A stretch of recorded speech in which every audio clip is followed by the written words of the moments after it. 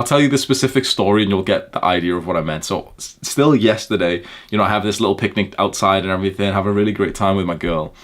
And the next day we wake up and it's like cue, like as soon as we wake up, she like I'm telling her, yeah, quick, like get ready and go because my morning time is for my work. And so any minute she's here is kind of distracting in the morning. I want her to like literally go as fast as possible so I can just, because my morning work time is like my brain just works really well in the morning. So I just want to get to work fast. I don't like to like, you know, lay in or any bullshit like that. I like to just fucking start working.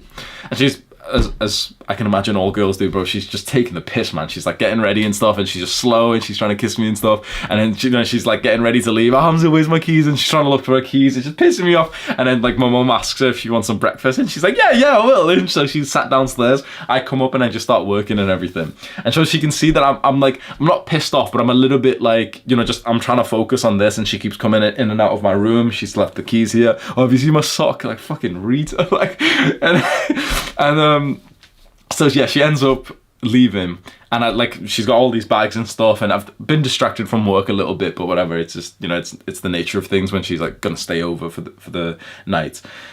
I grab her bags, walk over to the car, put them away, and she's like, oh, like, you know, you're frustrated, like, are you mad at me? Or no, I'm not mad. I'm just, you know, my brain's just full of thoughts, so I just want to go and utilize that rather than not being present next to you. And she totally understands and everything.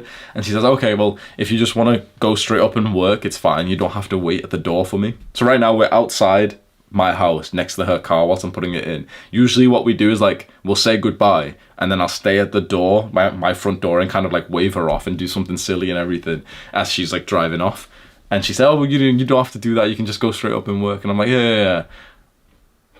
Obviously I'm going to go wait at the door. Do you know what I mean? So I kiss her goodbye, okay, goodbye, and I just stand at the door, and this fucking dumbass is just taking so long to drive off, man. It's like literally every second counts with my morning productivity. But I hear the car rolling, and she starts driving forward, and she actually looked a little bit sad, like the first second that I saw her, and she looks over to the right, probably not expecting me to be stood at the door. And I swear, the moment that she saw me, like here she is in the car, she was looking kind of sad. The moment she saw me, I saw her face light up like a little girl on Christmas. She goes, like, when she goes like that, you know, she's probably happy. She almost crashes with like someone pulling into our road. I always do something silly, so as she's watching me, I start like thrusting into the air like this or something. Like, and yeah, and she just looked really happy.